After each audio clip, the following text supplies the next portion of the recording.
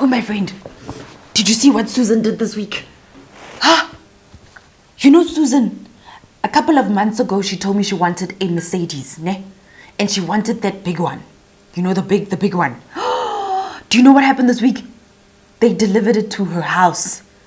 Her new man, you know that man I told you about last week? He's the one that bought it for her and had it delivered to her house. Who does that? How, my friend? She's doing that thing. What do they call it? Manifesting that, yes. She manifested the Mercedes and then her man bought her a Mercedes. You know, Susan needs to tell us how to do these things because I also, you know, I have these list of things that I want. I need to do the same things. She needs to give me a step by step. Because I also want to manifest these things. I mean, you think of a Mercedes and then it gets delivered to you. Susan. This tea is nice, my friend. Thank you. It's very nice. I'm gonna try. Work till I die. I'm gonna fail and get up, 'cause I'm not giving up on my dream. Hey beautiful people, welcome back to my channel. I'm Kopano and this is How I Do Things, a show where you send me your questions and I'll let you know how I would do things. And I can take it as advice or use it as entertainment. Use it, don't use it, take it, don't take it. Do what you will with it. I am no professional at all. I'm just letting you know what I would do if I was in your shoes. If there's something that has really been trending, if there's something that has been a hot topic for a good minute, it definitely has to be manifestation. Manifesting the life you want. And I've seen so many videos about the law of attraction, manifesting the life that you want, and also just people speaking about thinking, believing, and achieving the things that they want to achieve. And I have many questions that have been sent to me on Instagram about manifesting the life that you want. Like, yo, Kopano, please tell us, how do we manifest the things that we have goals for, the things that we want? If I have a dream, if I have an image of the thing that I want, how do I manifest that thing? And I have my personal experience with manifestation. And I think that what I believe and what has happened and what I currently think of manifestation now is very different. And also always thinking about it from a Christian point of view, you know, does Jesus want me to manifest the life I want? That is always the question. That is always the thing we have to play around with. It's like, I got this car, I manifested this car. Or is it something to say that I prayed for this car and God gave it to me? I don't know. I'm gonna share a story with you about how my personal journey with manifestation has been, and just a few points on how it has changed and basically my perspective on it. And if you want to take it as that is what manifesting means, that is up to you. But this is my personal experience with manifesting the life I want, and how it happened, how it's going, and how it's going to continue going forward for the rest of our lives. So this week, my cup of tea is the original tried and tested sirloin tea from 5 Roses, and it has almond milk. I stopped drinking dairy milk and my stomach thanks me for it. I'm not lactose intolerant, it's just that my stomach is just like when I get milk sometimes, okay? Let me know what you are drinking. Tea, coffee, what type of tea, what type of coffee, what type of mug do you have it in? I'll let you guys know the type of mugs because you guys keep asking. This is a Carol Boyce mug. Last week's mug was a Le Creuset cup. And I'll leave the links for the cups in my description box because y'all keep asking. Number 1, what is manifestation? Like, what is it? We keep thinking about it. How do you manifest the life that you want, darling? To manifest means to have a belief, a feeling of something that is not real, to believe it and to feel it within your spirit and then making it real. So you have this image of a camera that you want and you believe that you already own it and you feel it in your heart that it is there, and then over time you end up owning it. So something that is not real right now in your present life, and then over time, because of whatever happens in the world, in your situation, in the atmosphere, it arrives. You have it. You manifest a husband, you manifest a car, you manifest a house, And many of us, when we think about manifestation, we think we need to have a vision board so we can see the thing that we want, and then we start to visualize the thing that we want, and then we believe it in our hearts that I already have it. That is the main point of manifestation, is that you have to believe that you already have it, not believing that it is going to come, but feeling it in your heart and acting as though you already have it. Now, my personal experience with manifestation, how I came across manifestation and how it happened. The earliest form of it is when I read the book The Secret when I was 17, 18 years old. This is when I had entered Miss Teen South Africa. Okay? And this book was in the house. My mom loved Oprah, I love Oprah, and the book was on Oprah. So we usually bought the books that Oprah spoke about. So The Secret was on Oprah, so we bought the book. And I remember I was on a taxi between Rustenburg and Carltonville to go visit my cousin. We're besties. So I used to go visit her, she used to visit me, and I was in a taxi, and I read that book front to back on the way to Carltonville, and I was done with the book. And then I sat and I thought about what I had just read because it blew my mind. Then I started to practice what the book said. The main message of the book was you need to believe that you have the thing that you're asking for. Then you need to act like you already have it, and then you will receive it. Now, the thing about manifestation, as I continued to try and practice the things that were in there, this question kept on popping up in my mind. I was like, where's God? Where are we leaving God? Where do we put him in?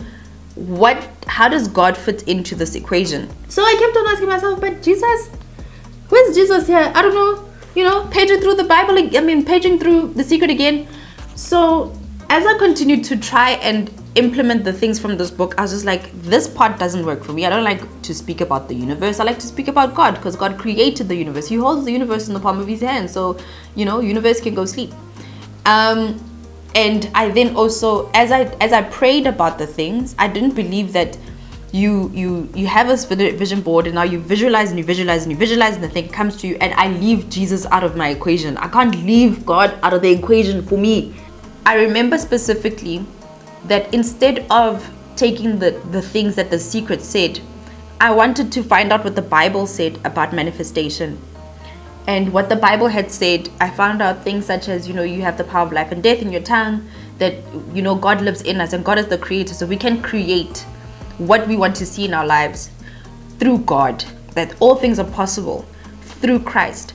All of those things were things that I started to believe, and maybe pieces of The Secret were there, but I never used anything from The Secret unless it was verified and validated by the Bible. And if it wasn't, I threw it away. And if The Secret did anything for me, it was that it led me to the parts of the Bible where it showed me that God gives us our visions for a reason. God gives us talents. God has a purpose for our lives and a vision for our lives and a path for our lives. And he gives us those things, and he wants us to achieve those things in order to help other people. So it's not just to help us, but to help other people. So on the week of the finals, we were sleeping at Sun City, beautiful place, and I had a room and I shared it with this girl who had a very strict routine. Her routine was like mine now. She woke up at 5, she showered, and then she went to go eat at a very specific time. We were always the first at breakfast. And when she woke up and showered, I would wake up and then I would go to the balcony and I would pray, because the view from the balcony was absolutely beautiful. You could see the golf course, and over the golf course you could see the game reserve. And I prayed. And instead of praying and telling God what I wanted, because I had already prayed, I had already handed over my dream and my goal to God, I started to pray and I started to say, Lord, thank you for where I am, because honestly, that was the best experience of my life.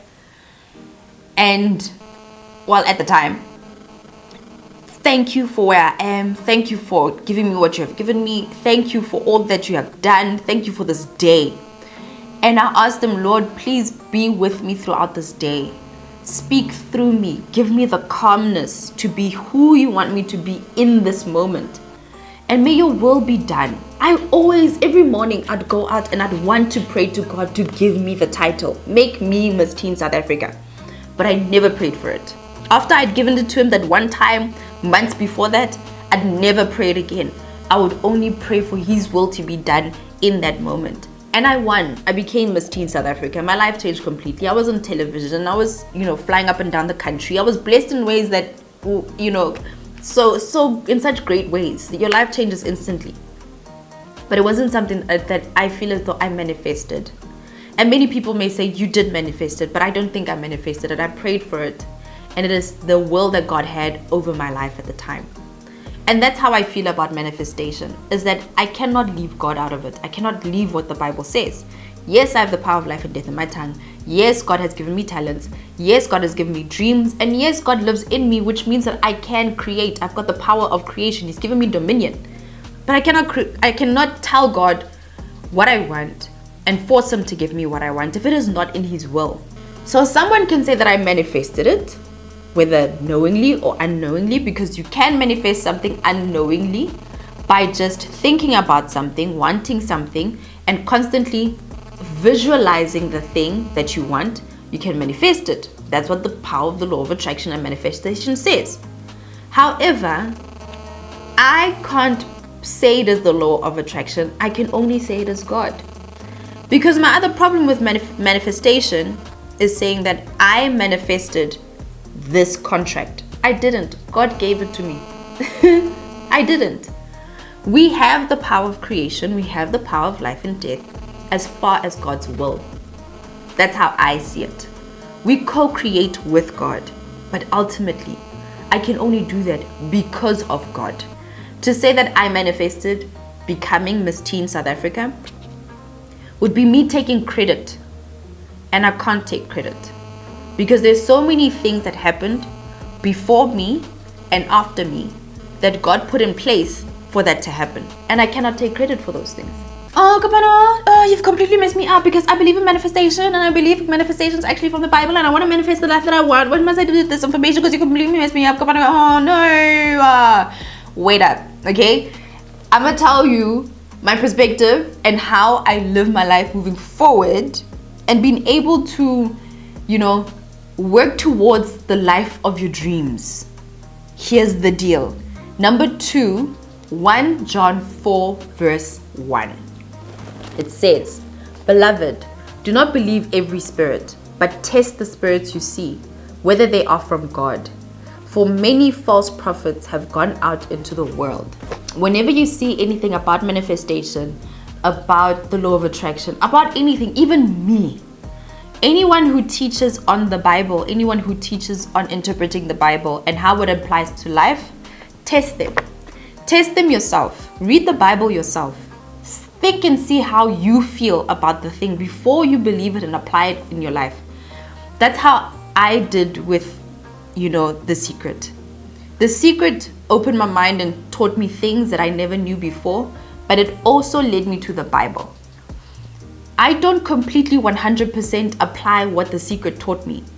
And just because I don't believe or apply or any of the things that The Secret says, doesn't mean that it didn't put me on a path to the Bible. So always test the things. It's not that you should always just turn away and just be like, oh, whatever. Test it. See what you think and believe, and ask for good counsel. So now, what do you do about the visions and the goals and the dreams that you have for your life? Number 3, pray about it. Take it to God. Whenever I sit and it's time for me to create a vision board, I always take it to God first. Before a goal that I have, if it is placed in my heart and I feel as though, I really, really, really, really want to become a successful media mogul. And this is something that has been pressing on me. I sit on it for days, at least a week. And I pray about it with God, and I ask him, God, is this a goal and a vision that you have for my life? Is this the plan that you have for my life? Is this the thing that I'm supposed to pursue? Because we need a goal. We need goals. We need something to work towards. It is important that we have those things. However, those things should be guided by God. So before you put it down on your vision board, before you work towards those things, because God does want you to have good things. He wants you to live in abundance. He has good things planned for you. God has plans for you to prosper and for you to live a life of happiness. And you know what? God has already given us gifts and talents, and He wants us to use those gifts and talents to multiply them and also to help His people to move them forward. Matthew 25 speaks about that. Matthew 25 verses 14 to 30 speaks about talents, right? The parable of the talents. And God has given us talents, and He's given us different talents, and He wants us to go out and to multiply them. And the more we use His talents for good, the more we multiply those talents, the more He will give us in order to continue to multiply. So yes, you should have a goal. You should have a vision. You should have a vision board. But before you even settle on that thing, pray about it. Proverbs 29:18, where there's no prophetic vision, the people cast off restraint. But blessed is he who keeps the law. So you need a dream. You need a vision. But it should be one that comes from God. So pray about it. Because here's the thing, God speaks to us in so many different ways. So that dream that comes to you in the middle of the night, that piece of inspiration that comes from you during the day, who's to say that it doesn't come from God? So you need to go to God and ask Him, is this the dream you've given me?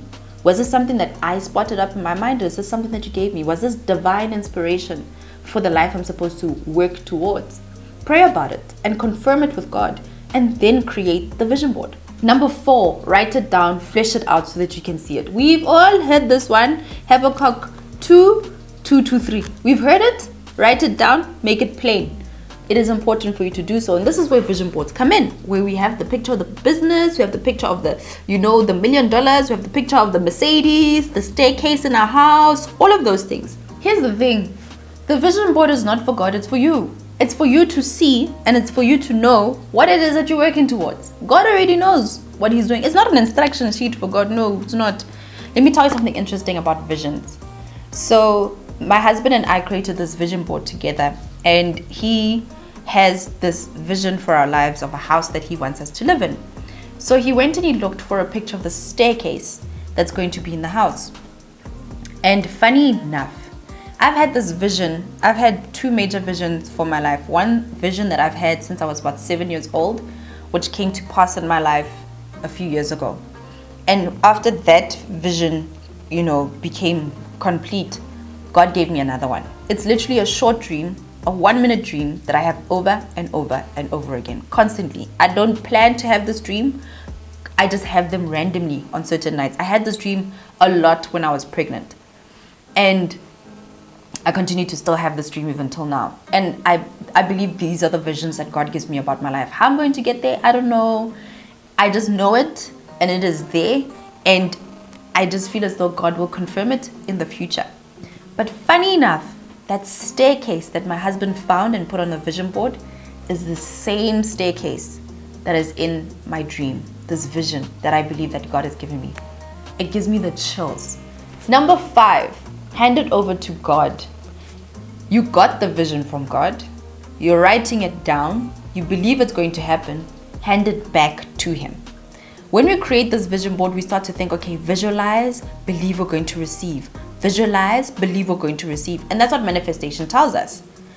But the Bible tells us to hand it over to God. Hand over our days to God. Serve Him. Surrender it to Him. And that's what I believe about our dreams.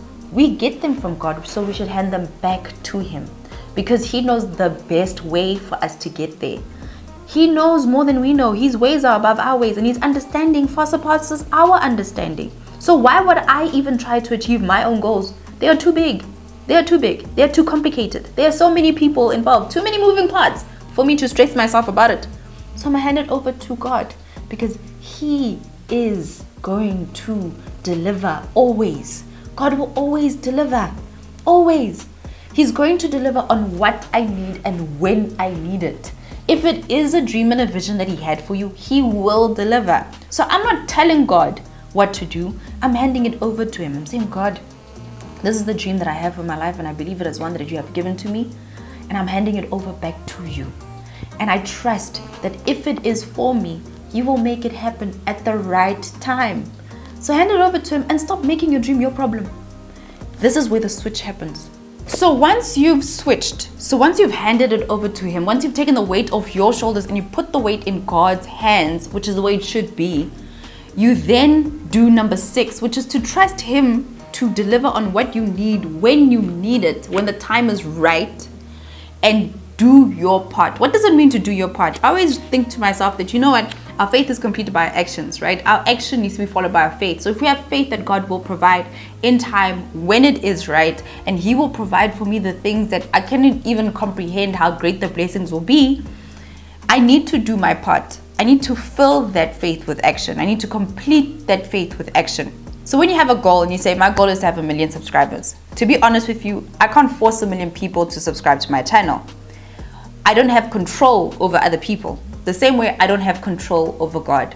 But I have control over myself. So instead of focusing on, I've set the goal on 1 million subscribers, and instead of focusing on that, I focus on my actions. And I think to myself, what do I need to do to get to 1 million subscribers? Act like you've already received the thing that you're praying for. And if you think about it and you're like, I want to become a millionaire. How does a millionaire act? Where does the money come from? I need to work. My work ethic needs to meet the millionaire status. And number 7 is always His will over mine. That's the prayer when I was praying and I was manifesting Miss S18. Every time I went outside to pray, I always wanted to pray, Lord, please let me win. But when the moment came, I always said, let me do my best and let your will be done in my life. That's at the end of the day, after I've asked God for what I want in my life, after I've asked God for the dream that I have, I then do my part. I believe that He will deliver on what He knows is best. And my prayer thereafter is, let me do my best with the talents you have given me and let your will be done in my life. And number 8, have no anxiety, no worry, and trust and believe that He will provide. God is a provider. He really is. I can never feel anxious about the things I don't have. I will always be clothed. I will always be fed. If I don't have it and I'm working hard to get it, there's a reason why I don't have it.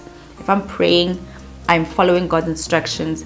Even if I have a vision, I've given that vision to God. I am being obedient. I am trying my best and I don't have it. There's a reason why I don't have it. It's either because I still have something to learn, or it is just not meant for me right now. And that's the type of faith that we need to have in God providing. God will always provide. You won't go hungry. And if you do go hungry, you won't die unless God wants you to die. You won't die. You will need to learn a lesson. You may go hungry because you need to learn a lesson about hunger and the fact that you need to work harder so you don't go hungry again. But God will always provide. He promises it. And God doesn't break His promises. All right, good people. That's what I have to say about manifestation. Okay? That's how I feel about, the law of attraction, manifestation, and manifesting the life that we want. Am I manifesting the life that I want? I don't know. You guys have to tell me about the definition of manifestation and if these steps that I've given you fall into that definition or not. But this is how I work towards the goals and the dreams that I have. You guys will let me know what you think and you believe about the law of attraction and manifestation. And where does God fit into that picture? Now, if you like this video, give it a big thumbs up. It was a nice, long, cozy conversation, but it was a good one. My tea has gone cold again. It's your guys' fault, but it was still a good tea. I managed to finish most of it. You guys can't see it, or else I'm going to spit it. Anyway, have a good one. Until next time, beautiful people, I'm Kopano and this is how I do things.